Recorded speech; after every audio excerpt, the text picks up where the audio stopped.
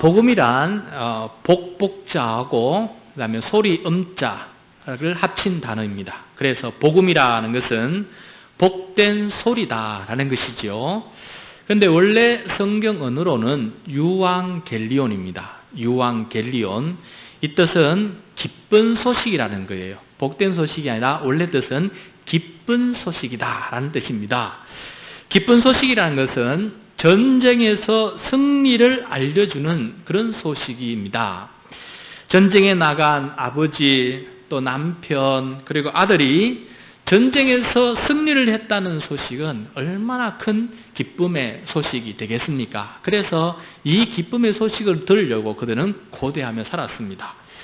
예수님께서 하나님 나라 복음을 전파하셨는데 예수님께서 전파하신 것은 복음, 곧 기쁜 소식이었습니다.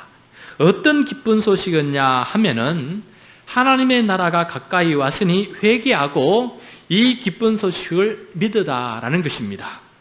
당시 유대인과 예수님은 로마 황제가 통치하는 그 로마 제국의 식민지로 살아가고 있었습니다.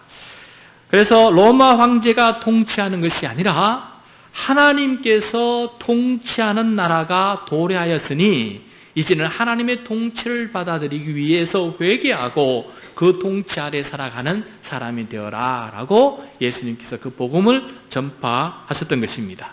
그런데 예수님께서 이 하나님의 나라 복음을 전파하실 때에 전쟁에서 승리를 알리는 기쁜 소식, 유앙겔리온이라고 하는 이 단어를 사용하셨다라는 것입니다.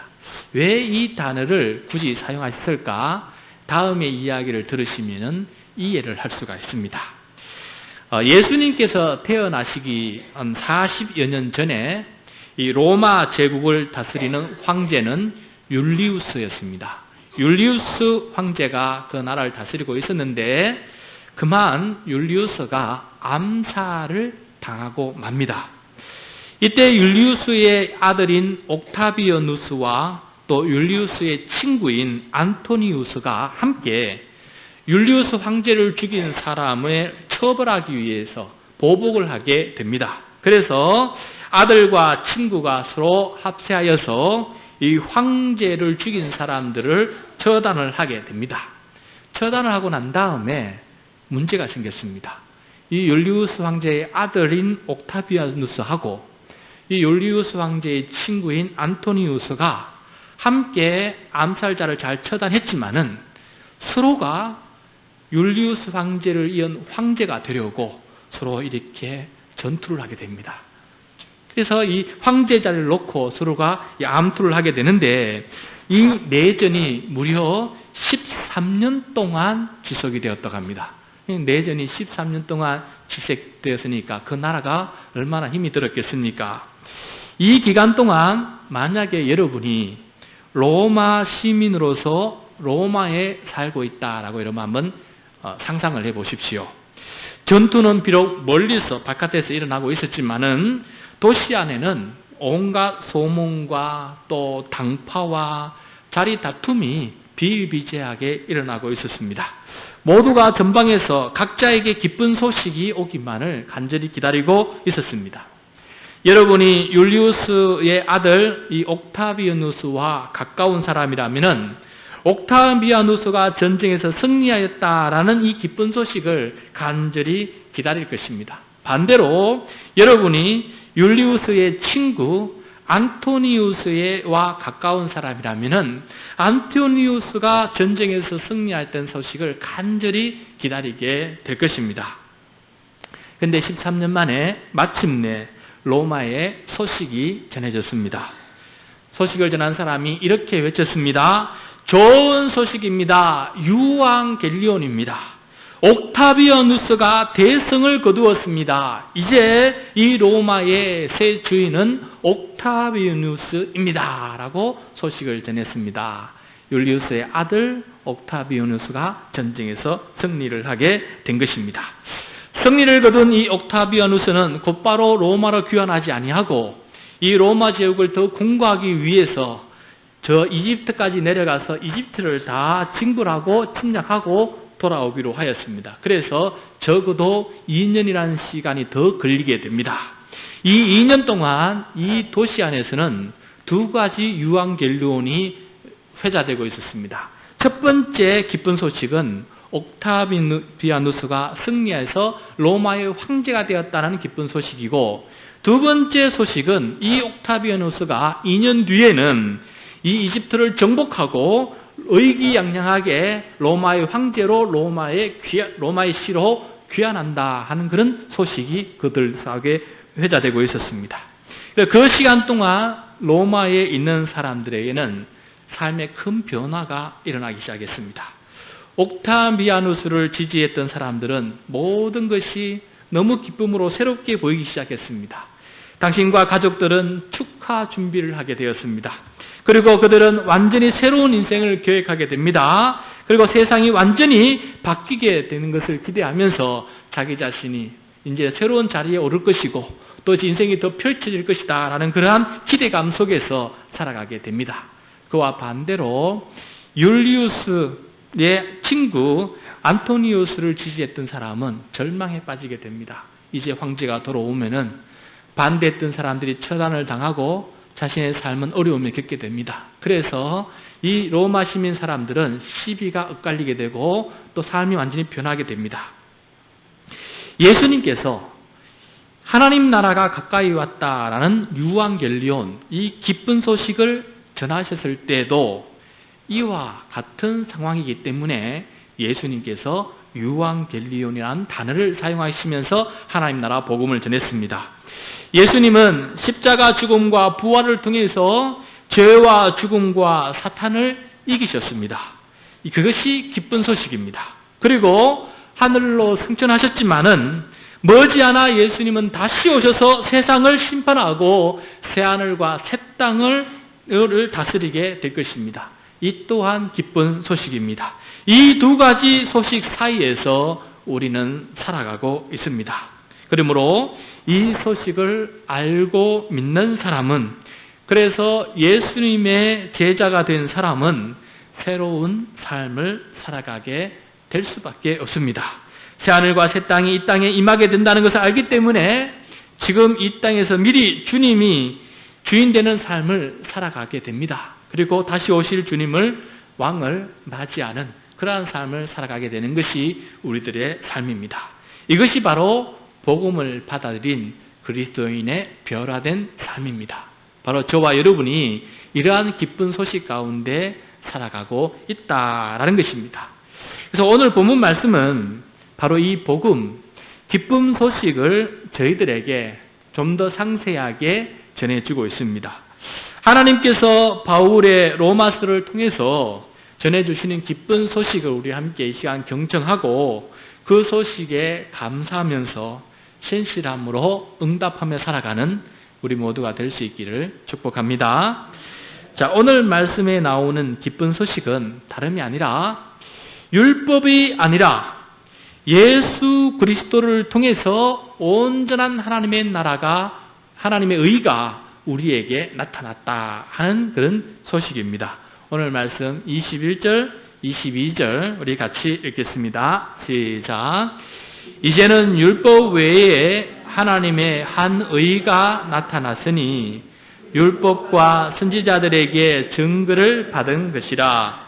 곧 예수 그리스도를 믿음으로 말미암아 모든 믿는 자에게 미치는 하나님의 의니 차별이 없느니라. 아멘. 자, 율법을 행함으로 나타나는 하나님의 의는 무엇이고 예수님을 믿음으로 나타나는 하나님의 의는 무엇일까?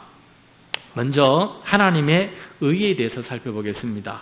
하나님의 의라는 것은 하나님의 정의 또 하나님의 공의를 말하는 것입니다.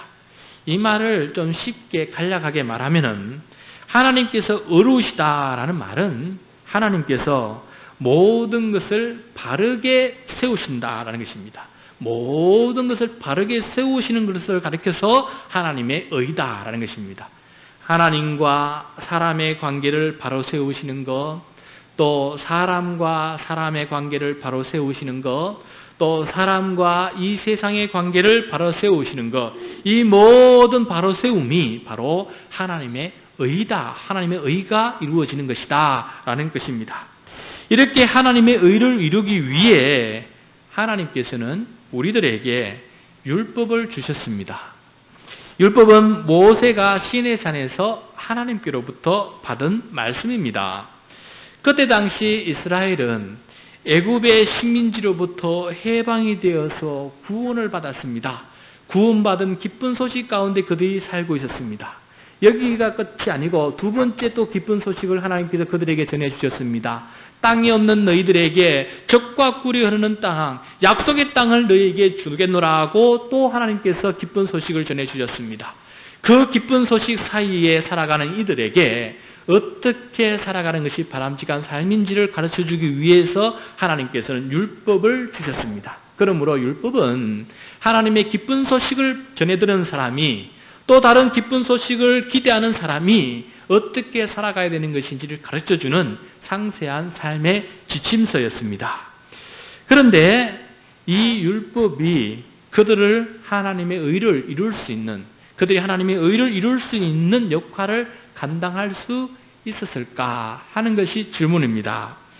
여러분, 사사기, 사무엘상, 사무엘하, 열왕기상, 열왕기하를 통해서 이 이스라엘 역사를 바라보시면은 그들은 구원을 받았고 율법을 받았고 또 새 땅을 받았지만은 하나님의 의를 이루지 못했습니다.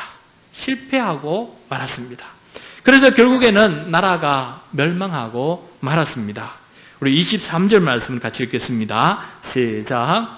모든 사람이 죄를 범하였음에 하나님의 영광에 이르지 못하더니.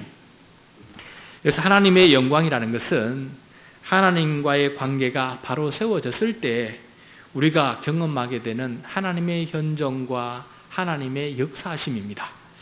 그런데 모든 사람이 죄를 범하였습니다. 죄라는 것은 하나님과의 관계가 깨어졌다라는 뜻입니다.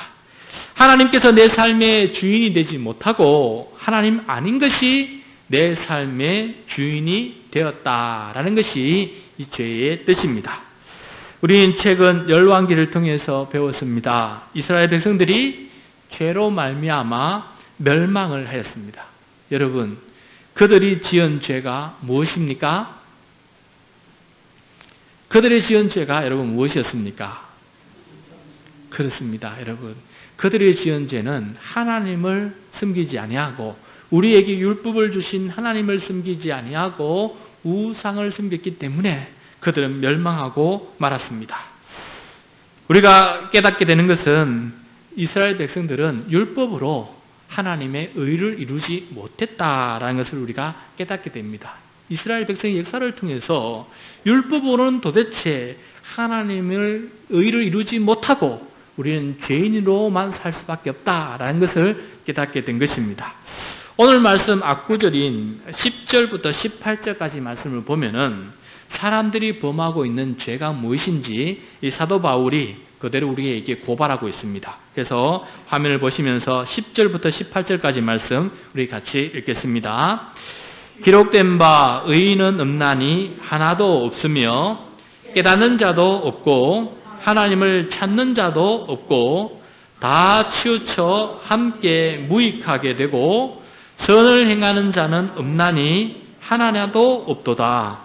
그들의 목구멍은 열린 무덤이요 그 혀로는 속임을 일삼으며 그 입술에는 독사의 독이 있고 그 입에는 저주와 악독이 가득하고 그 발은 피 흘리는 데 빠지는지라.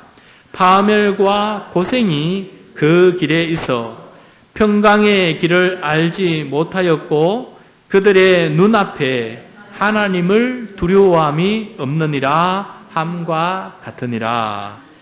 하나님을 두려워함이 없는 것이 죄고 이 죄로 말미암아 다양한 죄악들이 우리 가운데 나타나고 있다라는 것을 말씀해 주고 있습니다. 여러분, 우리는 이스라엘 역사를 통해서 율법이 있어도 하나님의 의를 이루지 못한 것을 깨달았습니다. 그럼 이 율법이 하는 역할이 무엇이었을까? 율법은 우리가 의인이 아니라 죄인임을 깨닫게 주었습니다. 율법이 하는 역할은 우리가 의인이 될 수 없고 우리는 죄인밖에 될 수 없다라는 것을 우리로 하여금 깨닫게 주었다는 것입니다. 그 다음 19절과 20절 말씀 우리 화면을 보시면서 같이 읽겠습니다. 우리가 알거니와 무릇 율법이 말하는 바는 율법 아래에 있는 자들에게 말하는 것이니 이는 모든 입을 막고 온 세상으로 하나님의 심판 아래에 있게 하려 함이라. 그러므로 율법의 행위로 그의 앞에 의롭다 하심을 얻을 육체가 없나니 율법으로는 죄를 깨달음이니라.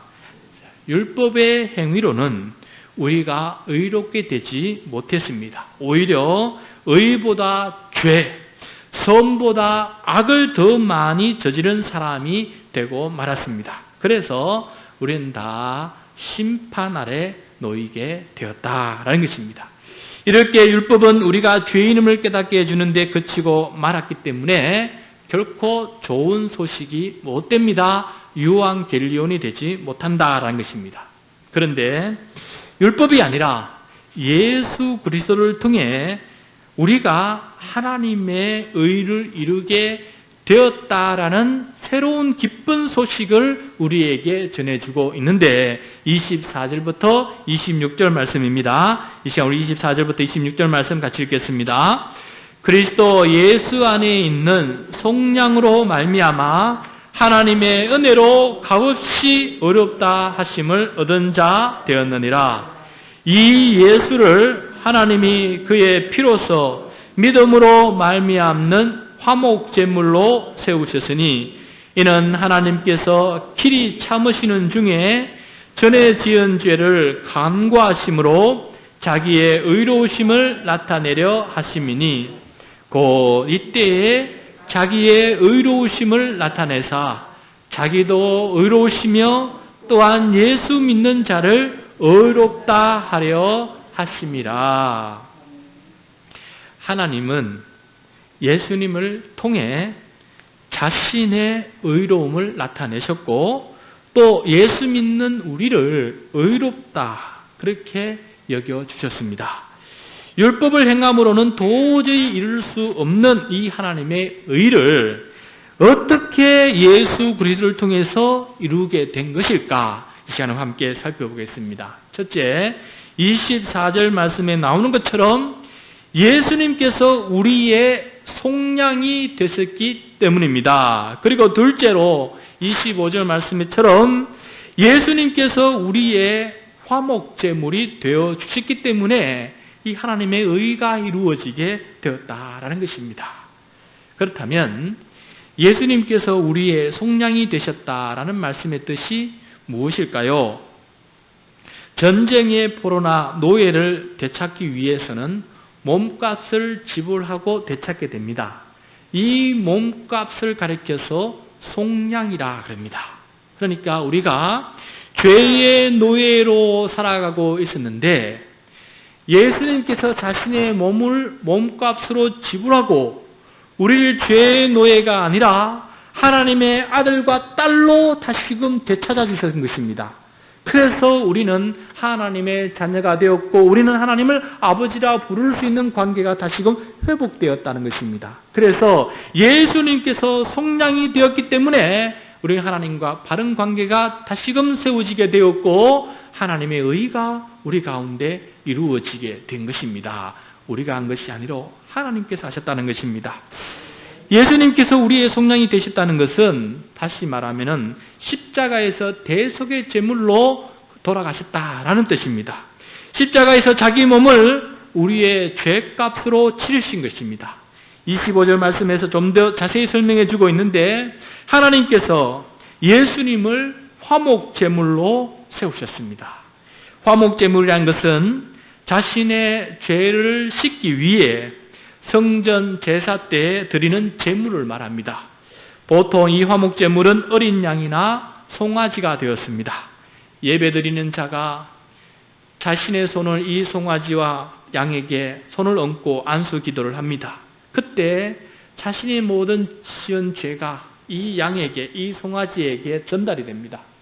그리고 이 송아지를 피 흘려 죽입니다. 그리고 제사장은 그 어린 양이나 송아지를 번제단에 태워서 불로 태웁니다. 그렇게 함으로써 하나님께서 이 예배드린 자의 죄를 씻어주시겠다라고 율법으로 정해주신 것입니다.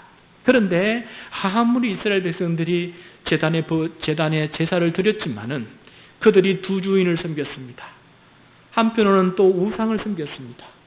곳곳에 산당을 짓고 심지어 성전 안에조차도 바알과 아세라 우상을 세워놓고 그 제단에 번제단을 드리면서 제사를 드렸습니다. 이게 무엇입니까? 온통 하나님을 무시하고 살아가는 것입니다. 이렇게 극악무도한 죄를 지었기 때문에 더 이상 동물 희생제사로는 그들의 죄를 씻을 길이 없게 되었습니다. 저들의 마음이 화인을 맞았기 때문에 저들의 마음이 완전히 바뀌지 않는 이상 아무리 동물의 제사를 드려도 이제는 죄라 용서함 받을 길이 없는 것입니다. 그래서 하나님께서는 오래오래 참으시다가 때가 되어서 율법이 아닌 다른 방법을 사용하셨습니다. 죄인인 사람이 드리는 제사가 아니라 하나님께서 친히 드리는 제사를 통해서 말입니다. 하나님께서는 자신의 아들 예수 그리스도를 십자가에서 온 인류를 위한 희생 제물이 되게 하셨습니다. 예수님은 모든 사람의 죄를 대신 짊어지는 어린 양이 되셨습니다. 우리가 화목제물을 드리기 전에 하나님께서 먼저 친히 화목제물이 되셨고 우리 죄를 용서해 주신 것입니다. 하나님께서 죄인들에게 내리실 진노를 자기 자신에게 내리셨습니다. 예수님은 이 인류에게 내릴 모든 진노를 자기 몸에 다 받으셨고 짊어지시고 십자가에 오르셨습니다. 진노는 자신이 담당하고 우리에게는 사랑과 용서를 베풀어 주셨습니다. 사람이 깨뜨린 이 관계를 하나님께서 회복시켜 주신 것입니다. 깨어진 관계가 회복되고 또 하나님의 의가 하나님을 통해서 이루어지게 되었습니다. 이것이 하나님께서 율법 대신에 선택하신 다른 방법이었고 아무도 예상하지 못한 뜻밖의 방법이었고 하나님께서 선택할 수 있는 유일한 방법이셨습니다. 왜 하나님께서 이렇게 하셨을까요? 그것은 하나님의 사랑 때문입니다. 하나님은 죄인인 우리에게 진노를 보여주시는 것이 아니라 최종적으로는 사랑을 보여주셨습니다.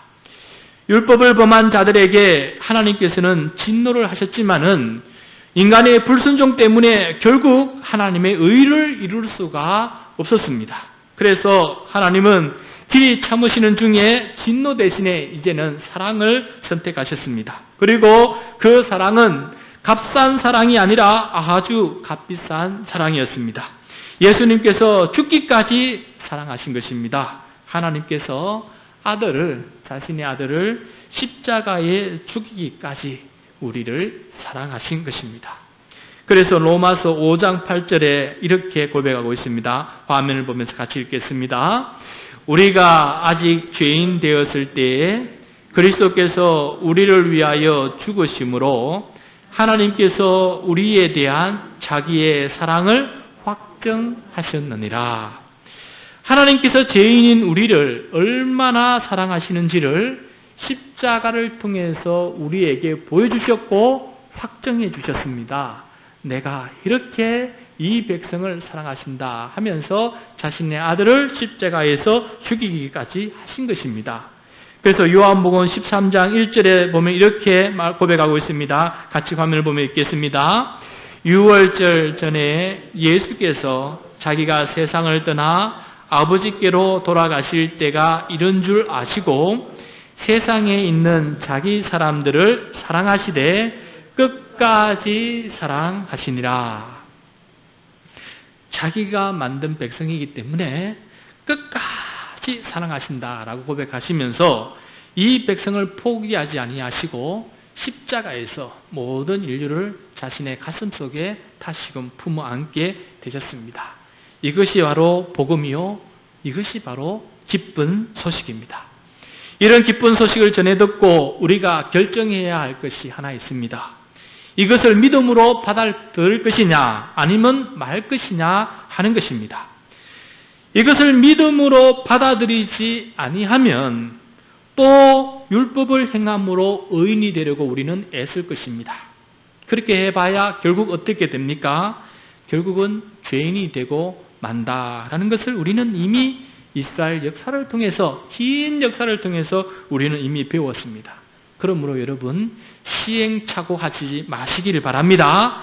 오히려 우리는 예수 그리스도의 십자가의 죄 용서와 그리고 부활의 승리를 믿음으로 받아들이는 사람이 되어야 할 것입니다.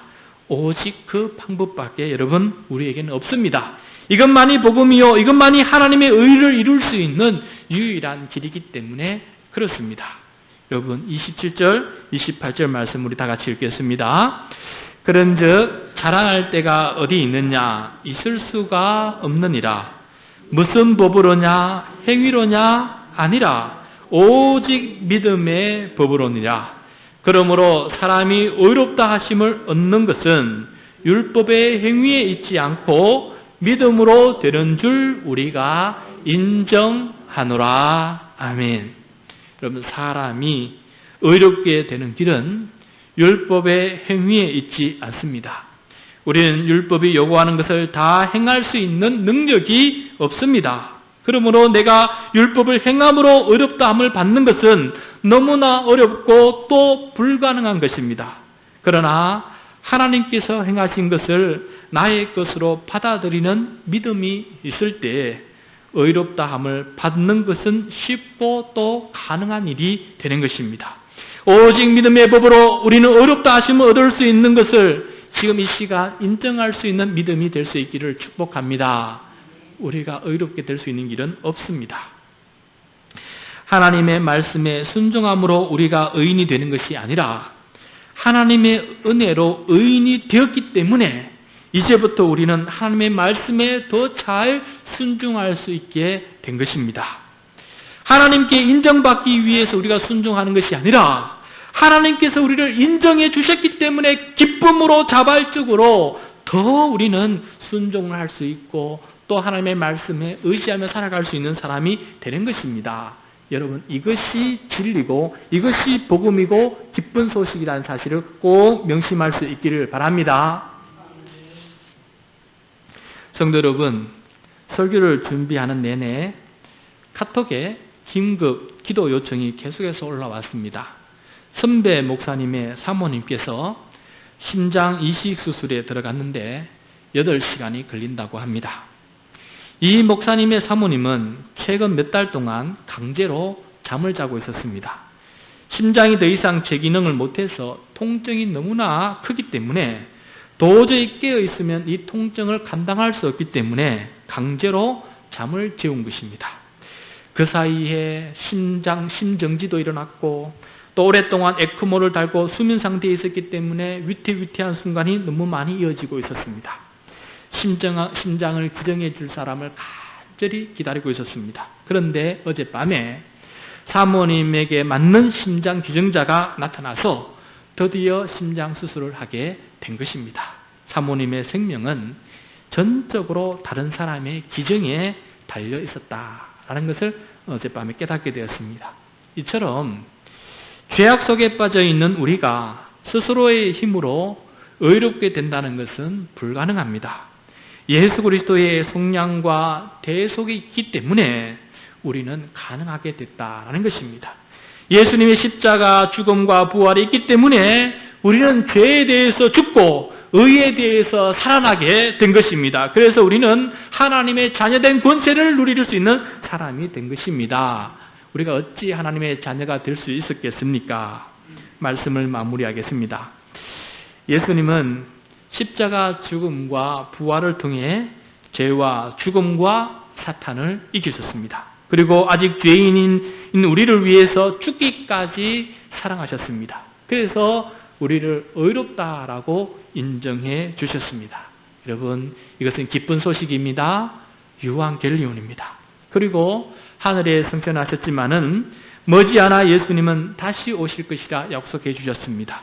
다시 오셔서 이 땅에 새하늘과 새 땅을 이루시고 예수님께서 통치하시는 새 세상을 만드실 것이다 라고 약속해 주셨습니다. 이 또한 기쁜 소식 유앙겔리온입니다. 우리는 이 두 가지 기쁜 소식 사이에서 살아가고 있습니다. 우리는 이 기쁜 소식을 의지하면서 새로운 인생을 살아야 될 것입니다. 새로운 기쁨의 소식을 바라보면서 주와 함께 이룰 새 세상을 바라보면서 살아가는 우리 모두가 되는 것이 가장 합당한 길인 줄로 믿습니다. 온전한 믿음의 사람이 되어서 하나님의 사랑과 은혜로 하나님의 의를 이루면서 기쁨과 즐거움으로 변화된 삶을 살아갈 수 있는 우리 모두가 될 수 있기를 축복합니다.